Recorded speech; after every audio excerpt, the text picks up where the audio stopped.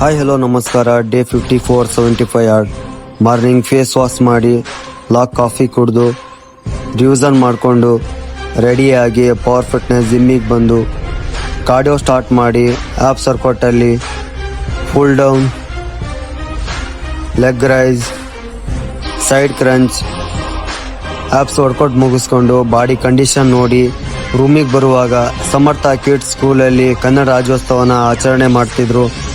ಹಾಗೆ ಹುಡುಗರು ಕೂಡ ತುಂಬ ಚೆನ್ನಾಗಿ ಡ್ಯಾನ್ಸ್ ಮಾಡ್ತಿದ್ರು. ನನಗಂತೂ ತುಂಬ ಖುಷಿ ಆಯಿತು. ಎಲ್ಲರಿಗೂ ಕನ್ನಡ ರಾಜ್ಯೋತ್ಸವದ ಶುಭಾಶಯಗಳು. ಹಾಗೆ ರೂಮಿಗೆ ಬಂದು ಓಟ್ಸು ಮತ್ತು ಎಗ್ ತಿಂದು ಹಾಗೆ ಪಾರ್ಕಲ್ಲಿ ವಾಕ್ ಮಾಡಿಕೊಂಡು ಸೀದಾ ಲೈಬ್ರರಿಗೆ ಬಂದೆ.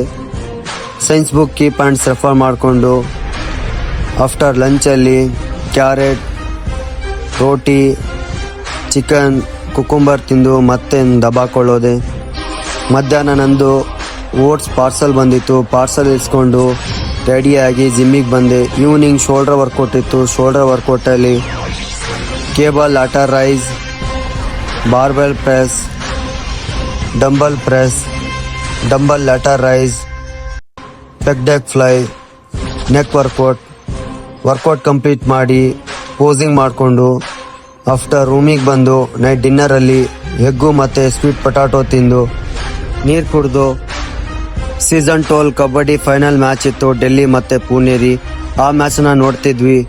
ಮಸ್ತಾಗಿ ಆಡ್ತಿದ್ರು ಡೆಲ್ಲಿಯವರು. ಜಸ್ಟ್ ಮಿಸ್ಸಲ್ಲಿ ಪುಣೇರಿ ಮ್ಯಾಚ್ನ ಕೈ ಬಿಟ್ರು. ಡೆಲ್ಲಿ ಮ್ಯಾಚ್ ವಿನ್ನಾತು. ನಾವಂತೂ ಫುಲ್ ಜೋಶಲ್ಲಿ ಇದ್ವಿ. ನಮ್ಮದು ಡೆಲ್ಲಿ, ನಮ್ಮ ಹುಡುಗರದು ಪುಣೇರಿ.